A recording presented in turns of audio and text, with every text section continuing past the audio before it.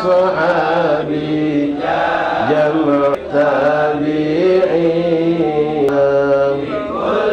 طوائف الأملاك ندعو بما في غائبنا أجمعين وبالعلماء بأمر الله حقا وجه الدين تاج العارفين رقى في رتبة تمكين مرقا وقد جمع الشريعة واليقين نسألك بالاسم الأعظم المصطفى فرج علينا وذكر دروس القطب أجلى عن القلب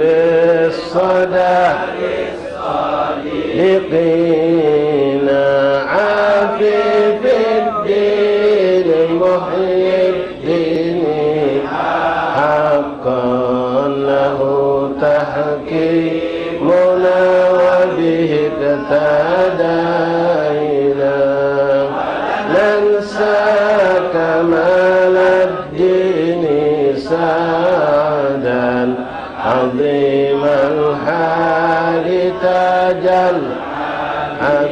العابدين أبا بكر إماما أباه إله جاها مكينا بهم ندعو إلى المولى تعالى من يؤم الحاضرين شامل ودوام ساتر لكل المذنبين ونحكم بتحصيل عظيم بحول الله لا يقدر علينا وستر الله مسؤول علينا وعين الله ناظرة إلينا بالصلاة على محمد كل خير الشافعين إلهي نسألك إن شاء الله في حديث تحليل ولا بيتأمل إن شاء الله نسأل المصطفى في الأسفل إلهي نسألك بالاسم العظيم وجاه المصطفى فرج علينا والمسلمين يا أرحم الراحمين فاتحة على رسول شفينا قرة عين سيدنا رسول الله محمد بن عبد الله صلى الله عليه وسلم وأهل بيته وأزواجه وذريته وأنصاره وأصحابه وأحبابه أجمعين ثم إلى أرواح كافة أولئك كلهم من مشارق الأرض إلى مغاربها برها خصوصا سائرة من أهل المعنى وجه الزنبر فرد أقدر أجمعين وأهل حضر من كلهم أجمعين خصوصا سائر وهجر الله بسبب الله مساسا صلى الله الفقيه المقدم محمد بن علي باعان وسيد عبد الرحمن سكر ومدرج من مسؤول وقرهن لمسائرة الصوفيين المغرب من مشارق الأرض إلى مغربها برها وكانت تقول المؤلف كتب النافعة مسلم كتب النافعة الشيخ الحضرة والأذكار والأوراد والأحزاب والزمار سنوات نوات مجد ومجمعين خصوصا قرأنا كتبهم وأورادهم وأحزابهم وزماتهم صلواتهم دعواتهم ونادتهم في معهدنا في مجلسنا في أيام وفاتنا في هذه الليلة خاصة الإمام أبو بكر العدني بن عبد الله لدوس الأكبر ثم إلى رسائل الإمام النووي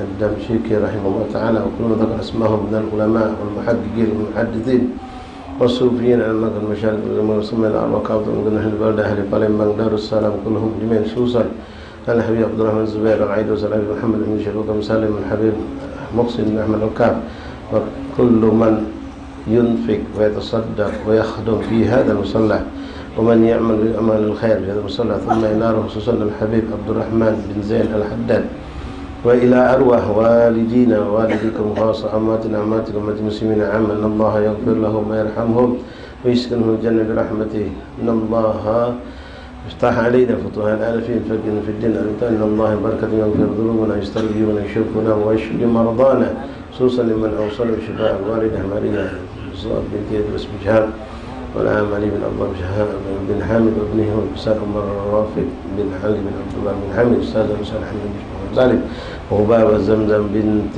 قاسم بارك بن سيد علي بين الشيخان بن شهاب الدين وكل من أوصل بالشفاء من إخواننا صلى الله يشفيهم شفاء عن عاجل إشفاء الذي سكننا العالمة وأعلن أن الله السلامة والعافية تامة مع الاستقامة في كل طاعة لهؤلاء الحجاج والمعتمرين والزائرين النبي صلى الله عليه وسلم الله يبلغهم حج بيت الحرام جتنا من الكرام صلى الله عليه وسلم الله يجعل حجهم حج مبرور سعي مشكور تجار تبر ويردهم إلى أوطاننا أوطان سالم من مقبول مفرق بخير المسرورين محفوظ من كل شر وضير الله صالح الجالب وصلى الله عليه وسلم الحمد لله رب العالمين.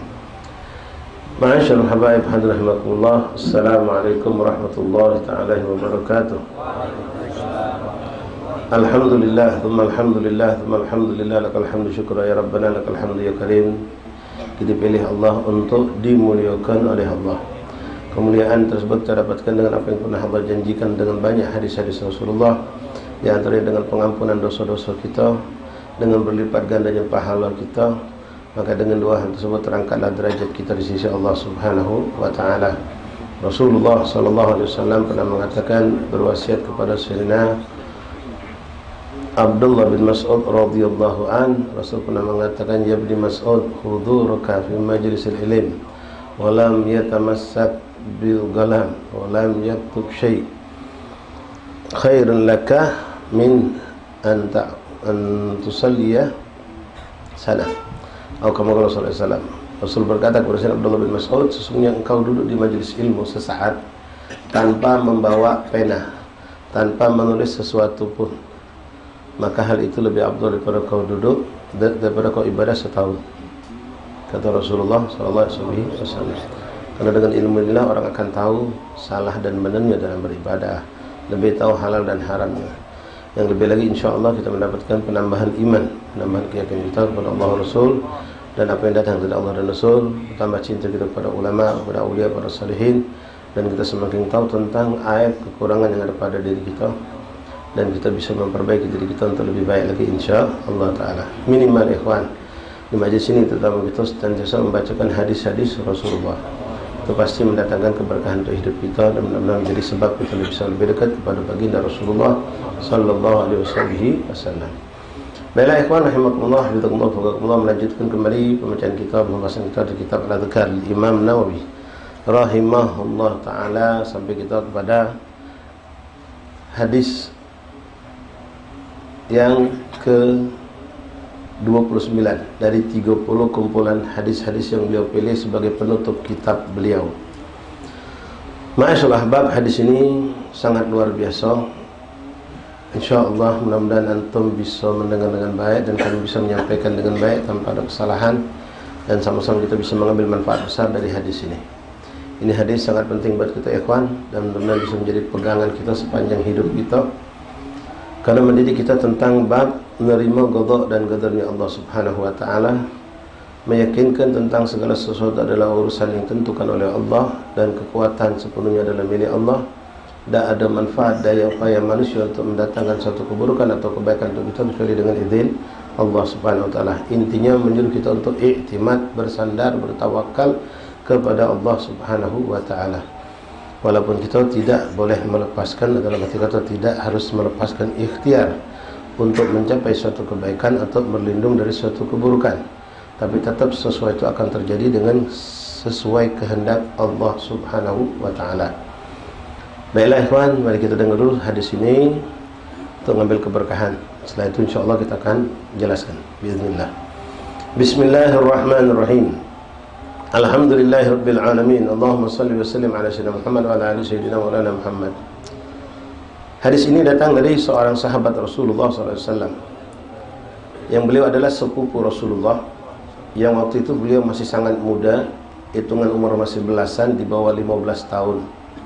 Disebut kalau orang budak macam itu, budak meranjak, disebut dipanggil biasa dengan gulam, anak muda. Gulam, anak muda. Sayyidina Abdullah bin Abbas radhiyallahu ta'ala anhu qala kuntu halfan Nabi sallallahu alaihi wasallam. Allahu. Bisa kita bayangkan, beliau bercerita kepada kita, suatu hari aku pernah berjalan di belakang Rasulullah. Jadi beliau di depannya ada Rasulullah, beliau ada di belakang. Kuntu halfan Nabi sallallahu alaihi wasallam yauman faqala ya ulam inni u'allimuka kalimat. Dan Rasulullah tahu Abdullah bin Abbas ada di belakang Rasulullah. Maka Rasul memperlambat jalannya sehingga Abdullah bin Abbas mendekat kepada Nabi. Lalu Nabi berkata kepada Abdullah bin Abbas, sepupu Rasulullah, Abbas paman Nabi SAW.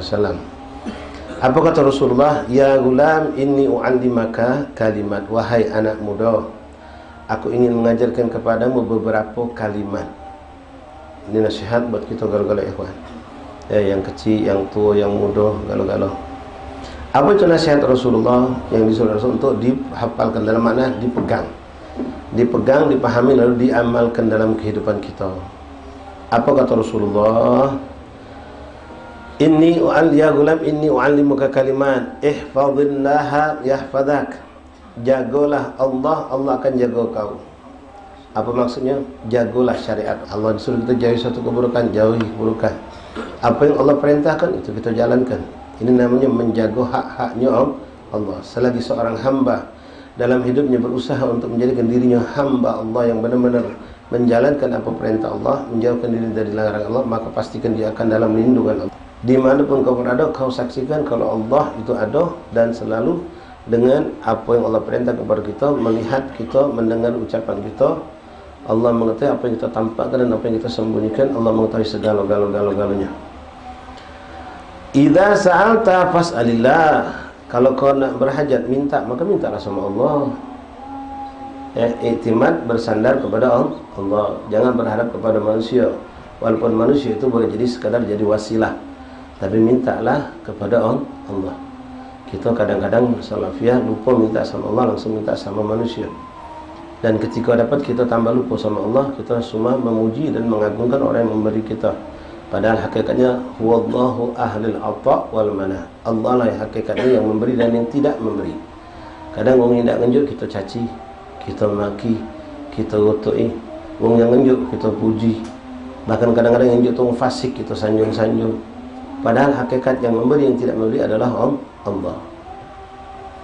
Wa idza ista'anta fasta'in billah. Kalau kamu memohon pertolongan, mintalah pertolongan kepada Allah. Astagfirullahaladzim, ikhwan kita ni banyak nyerempet kepada kesyirikan. Ya, ketika ada masalah, sudah ada situ aku punya kawan, tenang baik. Aku punya seorang jenderal, aku punya seorang ini, kita mengandalkan manusia. Ngapa repotnya urusan ini? Sudah gampang, pendek bacanya. Telepon si A sama si B, insya-Allah lancar galau. Masya Allah. Si A, si B, bapak fulan, kita bangga ke kita. Ya, urusan ini gampang, tak usah repot-repot. Bang urusan, beres segala urusan kamu. Enti bawa ini tak tanda tangan sama si fulan. Kalau sudah ada tanda tangan dia lancar galau. Masya Allah. Ya, itu yang kadang-kadang ada pada diri kita. Ngerasa aman dengan manusia yang hakikatnya mereka tidak punya kemampuan, kekuatan apapun. La ilaha illallah Muhammad Rasulullah SAW. Astaghfirullah wa natubu ilallah. Itulah ketika kita selalu bersandar kepada manusia. Ketika manusia itu tidak ada atau diangkat oleh Allah kemampuannya, kita jadi bingung, kita jadi gelisah, bahkan kita akhirnya menjadi ketakutan. Mani'tamada bil asbab hujibalahul musabibul asbab. Siapa yang bersandar terus kepada sebab, pada makhluk, maka dia akan terjebak, terhijab dari yang menciptakan makhluk. Dia akan terjebak dari yang menciptakan sebab musabab tersebut. Wa man i'tamada bil musabbibul asbab hujibalahul asbab. Siapa yang selalu bersandar kepada Allah yang menciptakan sebab, yang menciptakan makhluk, maka dia akan terhijab dari makhluk dan sebab penyebab. Artinya dia tidak akan terpengaruh adanya wong yang nolong, dia kata nolong, dia yakin ada Allah yang Maha Penolong. Bukan berarti langsung jeb kita langsung kan kita wali Allah, tapi Allah akan pilih orang-orang yang Allah kirim untuk nolong kita. Boleh jadi orang yang tidak kita kenal, boleh jadi bahkan bukan dari kalangan manusia. Bukan dari kalangan manusia, boleh jadi binatang, boleh jadi hewan, boleh jadi orang-orang yang kita pandang lemah. Ternyata mereka yang nolong kita dengan izin Allah Subhanahu wa taala. La ilaha illallah Muhammad Rasulullah. Wa idza sta'anta fasta'in billah wa'lam anna. Nah, sekarang kita dengar ikhwan ya. Lalu Allah tanamkan ya Arab keyakinan iman kita kepada Allah. Ana wasiatkan kepada diri anda dan antum ikhwan, dan ini sudah pernah kami sampaikan, Allah jangan tinggalkan doa fajar. Tahu doa fajar? Ada doa yang disunahkan dibaca setelah salat sunnah sebelum kita salat subuh. Setelah adzan subuh, setelah salat sunnah, sebelum kita salat subuh, atau boleh sebelum salat sunnah tidak apa-apa. Yang jelas setelah adzan subuh baca doa itu. Allahumma inna nas'aluka rahmatan min indik tahdi biha qalbi wa tajmi biha. Lumayan agak panjang, mungkin seperti 3. Yang belum mengenalnya buka di HP kamu ketemu itu. Doa fajar judulnya. Namanya doa fajar ya.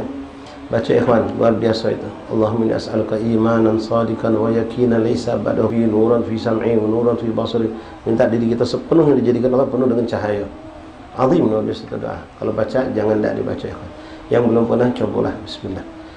Carilah malam ini keluar dari majlis ini, antum cari di HP antum. Bila pula antum ya mungkin tidak selalu kita bawa HP ke masjid mushola, fotokopi, cetak, print, simpan di kantong.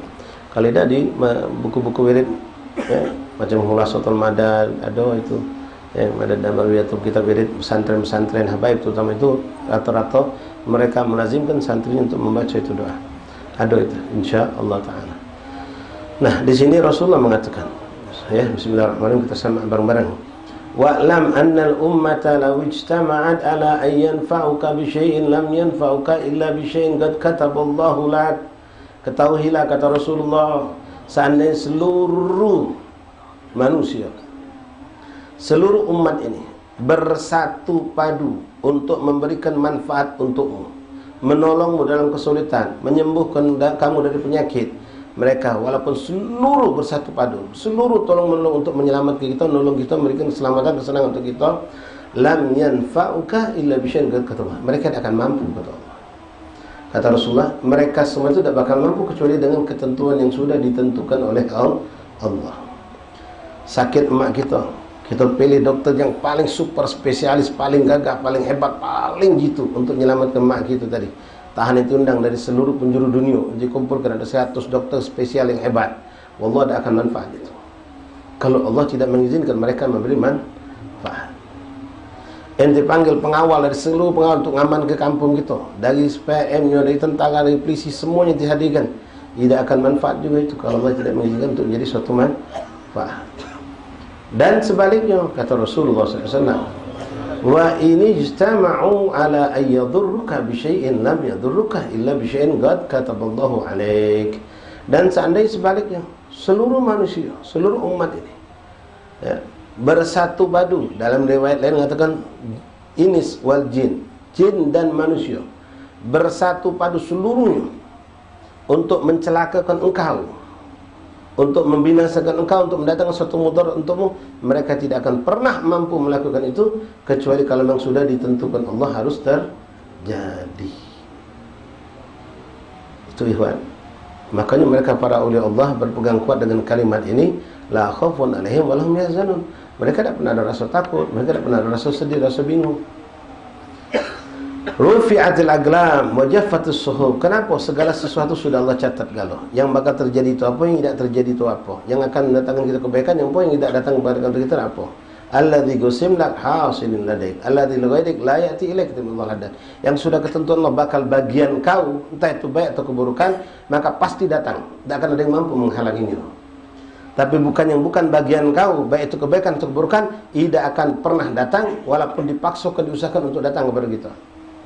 Orang seluruh dunia, jin dan manusia bersatu padu untuk mencelakakan kita. Segala macam tukang sihir, tukang teluh, tukang tenung, gami-gami dia nyerang kita.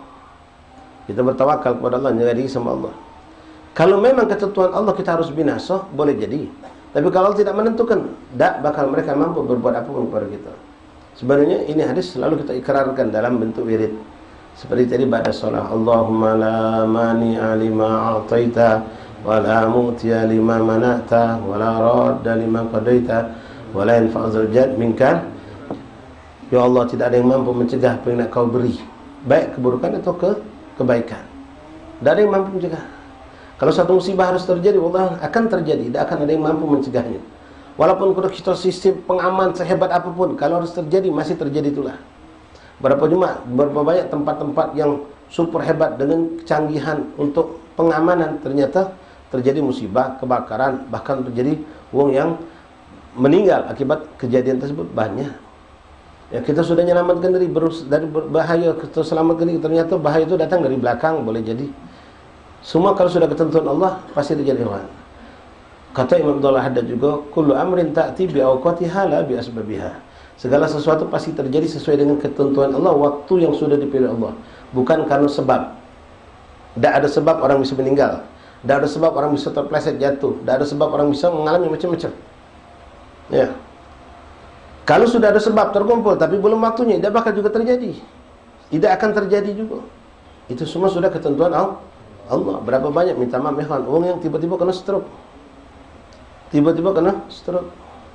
Kejadian kawan kita yang meninggal, budak kawan kita yang di Panca, yang 2 minggu yang lalu. Dia jalan nggak motor di pinggir, gaddarallah, mobil truk dari belakang. Kejadian lebih mengenaskan lagi di Jawa. Sampai 11 guru ngaji, bahkan dari 11 itu 7 atau 6 hafizah Quran. Kejadian mengambil angkot di sini, truk kontainer sampingnya mengalami kecelakaan, truk kontainer rubuh, kontainer gitu nimpo angkot tadi banyak sampai meninggal kan. Kalau sudah ketentuan Allah, berapa banyak antum bisa saksikan orang-orang selamat meleset dari kita, sisip dikit lagi kan, tapi selamat. Bahkan orang yang sudah dibidik memang untuk dicelakakan, tapi Allah ngendai tidak celaka. Pas sudah kata peluru tembak, des ada orang lewat, des mungkin orang lain kan, dia selamat. Semua itu Allah ngatur semuanya. Nah, lalu Rasulullah menjelaskan lagi, ikhwan himakumullah, faqakumullah. Rufi'atul aglam wa jaffatus suhub. Itu semua sudah ditentukan Allah dari Lauhil Mahfuz. Antum semua kita, ketentuan hidup kita sudah dicatat Allah ketika kita masih berada di perut umi kita, pas masuk 4 bulan. Masuk 4 bulan, sebenarnya kalau nak sedekahan itu bukan 7 bulan baik, 4 bulan itu sudah bersedekah kita. Mintalah agar Allah menentukan semua yang terbaik buat anak cucu kita yang dalam perut tadi. Kalau 7 bulan itu biasanya berharap keselamatan dalam proses melahirkan. Tapi ketentuan ajal, rizki, apakah sakit ataupun dia menjadi orang yang sa'id, itu ketentuan terjadi pada 4 bulan ketika bayi berada dalam rahim ibunya. Wa fi riwayat ghairi Tirmidzi ziyadah ihfadillah tajidu amamaka ta'rifuhu ila Allah fir raha. Lalu dalam riwayat lain Rasulullah mengatakan, jagalah Allah, jadikan Allah selalu bersamamu. Ta'arraf ila Allah fi raha ya'rifuka fi syiddah. Kau kenalilah Allah, artinya kau dekatilah Allah saat kau lagi senang. Maka saat kau susah, Allah akan mengenal dirimu. Jangan pas susah kita baru ngerengek-rengek, ada masalah kita berwigit, baru ziarah kubur wali, baru ziarah kita minta menghadiri majlis taklim. Tidak. Kata Rasul, ta'arif ilallah fi raha ya'rifuka fi syiddah. Kenali Allah, dekat dirimu kepada Allah di saat kau lagi senang, lagi jaya, lagi senang, lagi semua nikmat, sehat dan afiat. Maka ketika kita diuji Allah, dapat musibah, dapat masalah, dapat apa, maka Allah akan perhatian kepada kita, akan mengenal kita. Nah, sekarang ini yang penting lagi, ikhwan. Kata Rasulullah, nih, mendidik kita biar ridho dengan ketetapan Allah. Kita manusia ni, ikhwan, kebanyakan kalau dapat musibah sulit menerima, tapi kalau dapat untung yang tiba-tiba kata yang tidak nolak, kata yang itu kata yang mengeluh. Kalau dapat suatu keberuntungan atau keberhasilan, tapi kalau dapat suatu kerugian atau musibah, biasanya kita di situ tidak menerima kadang-kadang. Rasul mengatakan, wa'lam anna ma akhta'aka lam yakun liyasabaka lam yakun liyukhti'aka. Ketahuilah, kata Rasulullah, ini sudah pernah kita sampaikan sebetulnya ya. Wa'lam, ketahuilah, anna ma akhta'aka lam yakun yusibak. Sesungguhnya suatu kesalahan yang kau lakukan belum tentu harus menimbulkan suatu musibah. Tidaklah suatu kesalahan itu harus menimbulkan. Ya, mungkin anda pernah sering sama cerita sama antum. Di sini kejadiannya di mana ini lah, zaman masih ketek ada dulu. Ngejar jenazah di seberang dulu. Habis jenazah ada tahlil pula. Saking ingat jam lah sudah 4:10. Ketek lah sudah nak berjalan. Ada dong, tunggu ada ustaz juga. Masih naik motor sudah habis. Masih sarung tangan, rapi, pakai jaket. Begitu juga ketek lah tinggal jalan, tinggal itu bercepat kita. Nyabet kunci motor lupa. Di sinilah. Ini kan termasuk tempat umum. Kunci motor masih tercancap. Oh, pergi sholat jenazah, habis itu pergi tahlil pula. Ada sejam setengah di sana. Pas balik diketek, nyari mana kunci motor. Nyari, mah kau di mana? Aku nyampak sampai nyari angkat. Takut bawa ketek nyampak. Subhanallah ada kaca. Naik ke pocoknya, subhanallah, kunci nunggu kita masih tercancap. Motor masih ada, kunci masih ada juga. Sallallahu alaihi Nabi.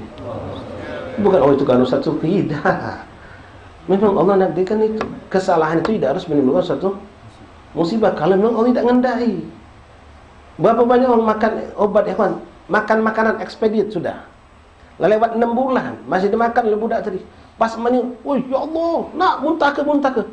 Tahan disuruh muntah ke tak apa-apa budak. Ngapalah ekspedit 6 bulan lewat. Tak apa-apa. Sehat walafiat. Ada orang yang tidak ekspedit masih setahun lagi keracunan. Dapat musibah. Dengan kehati-hatian kita